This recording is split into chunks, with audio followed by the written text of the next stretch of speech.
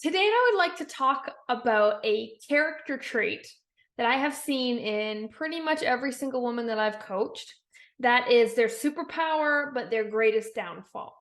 And it's kind of at this point in a lot of women's journey, this character trait is actually the thing that is holding them back from reaching their weight loss potential. And I want to share this character trait with you because I bet if you're listening to me right now, you have it and it is holding you back to some degree. And once I explain it, you'll be like, oh yeah, this totally makes sense.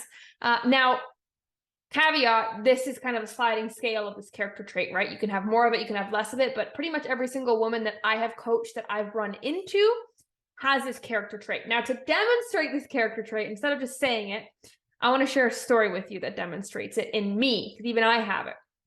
So here's a funny story. So about a month ago, a couple weeks ago, I was getting a massage, and Ryan and I, my husband, we have a massage therapist that we bring to the house. So he drives to the house with his table. We set him up, and he does our massages at home, which is pretty awesome. So he sets up in the basement. He does Ryan first. Now Ryan loves his massages like he's getting beat up. Like he wants elbows in there. He wants his glutes reamed out, his shoulders reamed. Like he wants everything stripped. Like he needs a strong masseuse for the massage that he wants. So Jason, our massage guy, he gives Ryan what he wants. And then I made the mistake of scheduling my massage right after Ryan. I should have been before Ryan, because now Jason, our masseuse, he's in this Ryan massage mode. So now he goes to town on my body like he was going to town on Ryan's body. So he's using his elbows. He's like putting full pressure in there. And I pride myself on having a pretty high pain tolerance, or maybe I like to think I do. But I was struggling. I was sweating, in my face in the face cradle. I was squishing my face, my eyes. I was like mouthing swear words. I was like just trying to breathe through it, calm down, because at the end of the day, it was good for me. It wasn't hurting me. My muscles needed it, but I was really, really uncomfortable. And I've had a lot of massages in my day, but never ever have I wanted to push off of the massage bed and say, like, wake up, stop with the pressure. Never have I ever wanted to push off, like really quickly, panicky thing, stop. That's how sensitive my muscles were and how intense he was pressing. But this character trait that I'm talking about, it popped out in this moment, and I said nothing. I was sitting there suffering because I didn't really want to hurt his feelings and say, hey, you suck, stop, right? I didn't want to do that. And so luckily, about 5 minutes later, he started to loosen up the pressure, maybe because he realized I was so tense. But after this massage, I felt like I was beat up. Like I had a crazy workout. My muscles were sore. I felt bruised. My body parts were hot because so much blood was rushing there. I had a headache because as he was massaging, he was releasing all these toxins that were rushing to my head. So it felt like it was a workout after this massage. So once I got time to reflect on this crazy massage, I realized that this character trait wasn't serving me anymore. And that character trait was agreeableness. So being agreeable, or having the character trait agreeableness, is usually a feminine trait. Usually it's in females. Obviously it can be in males, but I deal with females, so I've seen it a lot among females. And this agreeableness, what it did in that moment, in that massage for me, it made me put my own interest aside for the sake of preserving somebody else's feelings. I didn't want to hurt his feelings. I didn't want him to know he wasn't doing a good job, even though I was paying for this service. My mind was still like, oh no, don't do it. Don't hurt his feelings. Don't make it awkward, blah, blah, blah, blah, blah. So to some degree, if you're listening to me, you probably have this trait, and you've probably seen it pop up in many ways in across many, many different areas. Another area where it used to pop up for me is when I was a teenager getting haircuts. I would hate my haircut. I went to one haircut where they unevenly cut one side of my hair to the other. You can clearly see it, but I still said, thank you, I love it, and walked away and paid and tipped. Right? It's this agreeableness where as women, particularly, we avoid conflict. So we like to agree with people, or we at least don't disagree with them to prevent a debate or something like that. So we become very agreeable, and we kind of shy away from conflict, right? We become really good at keeping the peace, right? We keep the peace in our household, we keep the peace in our workspace, blah, blah, blah. So what ends up happening is we avoid conflict, and we're trying to keep the peace all the time. And because we avoid conflict, we're not very good in a conflict situation, right? Even though maybe there are small conflicts that arise, because we aren't in that position very often, we get uncomfortable. Because we get uncomfortable, we don't really know how to handle it, and it feels worse or bigger or more uncomfortable than it actually needs to be. And we kind of either in our minds, we internalize things not very well, or externally we react because we don't know how to cope properly in this situation. So not liking conflict and going out of our way to put ourselves in discomfort or ourselves at a disadvantage to save somebody else, to keep them agreeing with us, to keep them liking us, to not start a fight or a debate or a disagreement, all that stuff. Now, by practicing that, what this also does to us is make us not very good at taking criticism, right? So we don't go out of our way for conflict, or we avoid it. And then because of that, we're also not very good, or we don't necessarily have the skills to take criticism, which in my opinion, another word for criticism would be, feedback. In my opinion, criticism and ability to take feedback is one of the biggest indicators of how successful you will be on your weight loss journey. If you think you are right, if you are always questioning your coach, if you, if you're already discounting a program or an offer or an option or a thing or a stat, if you're discounting these things before you've given them real chances, you're kind of keeping yourself in this box of, I already know it. And if you already knew the answer, you'd be where you'd want to be, right? So there's clearly something missing or something more you could learn. But because, again, we tend to be agreeable as women, we avoid that conflict. We also don't know how to accept criticism. So whether that is, reacting not optimally or not productively externally when we receive criticism or are in conflict, or we don't react very well internally. We internalize things, we overthink, overanalyze, beat ourselves up, etc. So if you're listening to me and you're like, yep, I'm super agreeable, or I can be in certain situations, and I don't like hurting people's feelings, and I don't want to start a fight, and I want to keep the peace, and also if somebody criticizes me or giving feedback, I take it, makes me feel bad, I beat myself up sometimes, I'm really hard on myself. If that's where you're at, then you have this agreeableness trait. Now, I think it can be a powerful trait because I consider myself a very likable person. A lot of people really like me because I am agreeable. I go out of my way to make sure that they're comfortable, that they're heard, that their opinions are heard and validated, and so on and so forth. So it allows me to be very relatable, right? So I don't, and as a coach, of course, that's important. You guys want to trust me with your stories, your wins, your struggles, your intimate details. Like, you guys trust me with that stuff. So being agreeable has served me, but there are places in my life and in my weight loss journey where this no longer serves me. Because what happens if you don't like conflict or you avoid conflict, you do not learn, or do not learn how to master, at least, standing up for yourself, right? How many women listening to this call would say if you were in conflict, you'd have a hard time standing up for yourself, or you'd have to be really pushed really far to actually put your foot down and set boundaries, right? Or if you were going to stand up for yourself, your voice would shake. That's me, right? I can definitely stand up for myself now. It's just my voice shakes when I do it because I'm uncomfortable and nervous. So this trait has made me, and a lot of the women that I see that I coach, not able to stand up for themselves.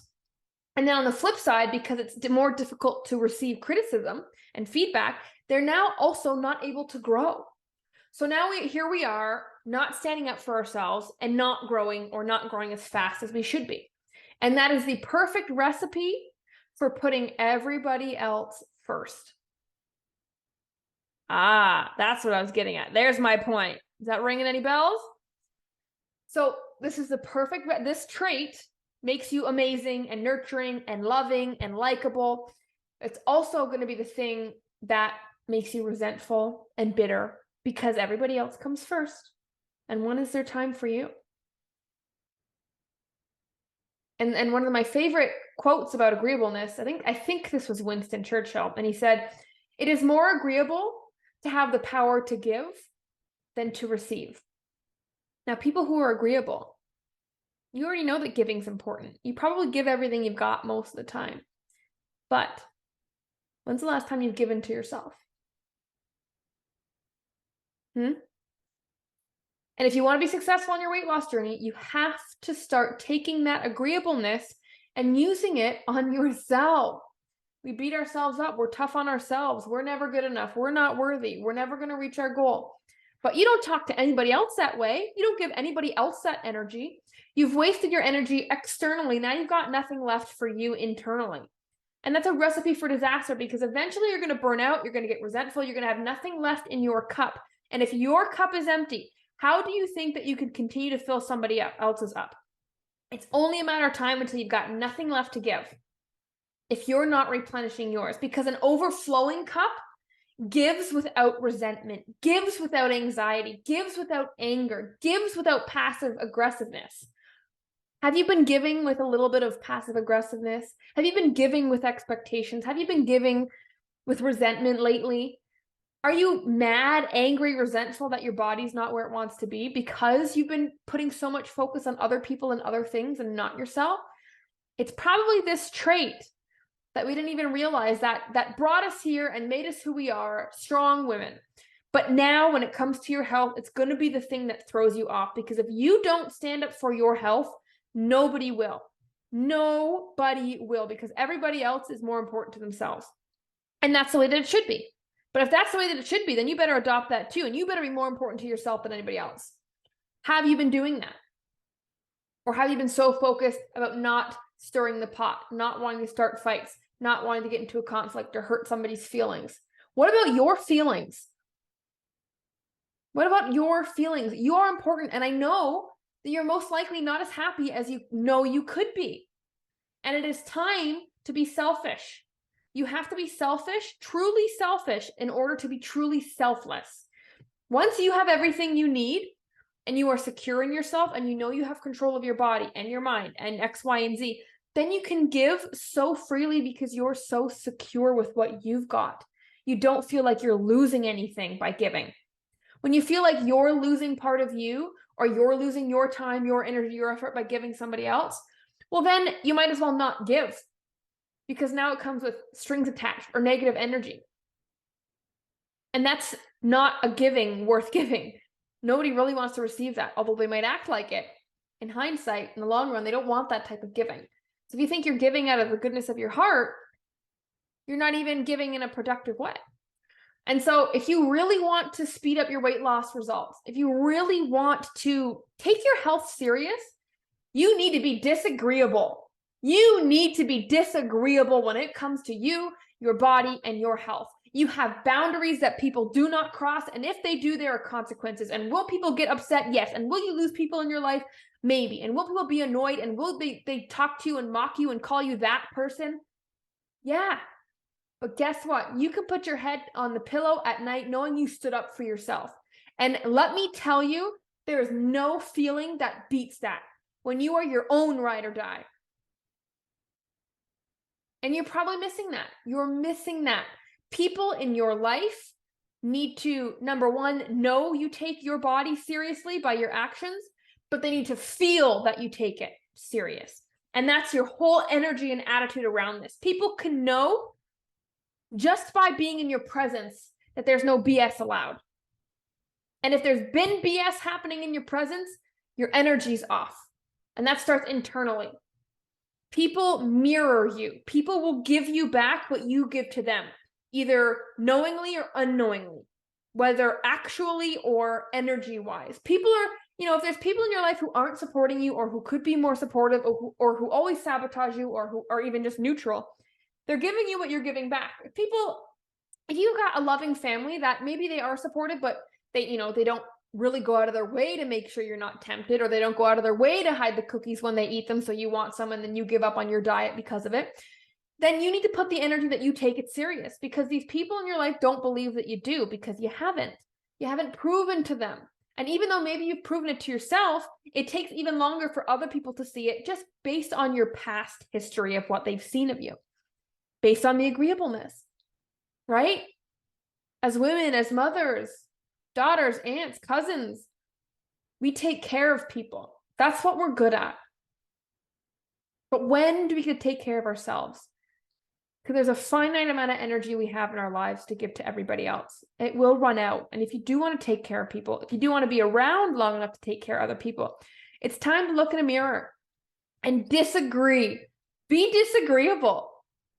Stir the pot. It's really uncomfortable at first. It really, really is. It feels wrong because we're not used to it. But once you get over that hump, once you set those boundaries and people respect you, then it becomes easier. Then health is welcomed into your life and it sticks in your life because of the vibration that you vibrate at, the frequency that you vibrate at, of no BS, of my boundaries, of this is important to me. Agreeableness is a great trait and I wouldn't trade it. But before I lost my 80 pounds, that was the thing that made me gain the most weight. When I owned my gym, I gained 50 pounds in the first year of owning it because I was so focused on paying the bills, making the business grow, taking care of my husband, taking care of my clients, wondering what my family was doing and if they missed me. And that's how I gained 50 pounds. By being completely selfless, I gained 50 pounds. Gaining weight is selfish.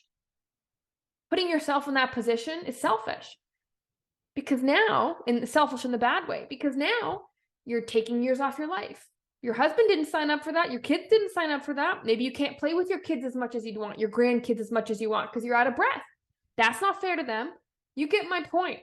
It's all about perspective here. And to be in the right perspective, to set those boundaries, guess what, ladies? It's time to be disagreeable in this area, right? We don't want to be assholes, but we do need to be very strong with our standards for our health, because that's the only thing that matters. Doesn't matter how much money you have, how many friends you have. If you paid off your house, you've got a nice car, it doesn't matter if you're not healthy. If I could give you $1 million, but you die tomorrow. If I could give you $1 billion today, but the catch was you die tomorrow, nobody would take that deal. That's how precious your life is. That's how priceless your life is. You got to start acting like it. We've all got to start acting like it more. And so that's my little spiel of kind of, how that agreeableness served me and then stopped serving me in my health journey. Now, I'm still agreeable in my nature, and that is who I am as a person, generally across the board. But when it comes to my health, I am disagreeable. I'm not going to go spend time with you if spending time with you consists of eating food in front of the TV. I'm not going to go out to dinner with you if it always involves binge drinking. I'm not going to do X, Y, and Z. I'm not going to spend time with you if all you do is criticize what I eat. If all you do is point out X, Y, and Z, and I'm weird and I do this. I'm not. And people know that in my life. And it took me a while and people didn't like it. And I lost some friends. But guess what? I love myself. So I don't care. And I want you to be able to feel that as well. So if you take anything away from this call, it is that pay attention to how the agreeableness has been slowing down your weight loss progress, or the very thing that was sabotaging you all along. And then think about, okay, what's the opposite of that? And how can I slowly work in being a little bit more disagreeable? What are some small boundaries I can start to set at home, right? So you can start setting boundaries with your husband, or maybe your kids. You don't have to go to your mother-in-law first. You don't have to go to your uncle first. Start small with the people who love you, and you can start building up your standards there so that then they have your back when you do try to branch out further into the world. So thank you for joining me, and be disagreeable. It will help you on your weight loss journey.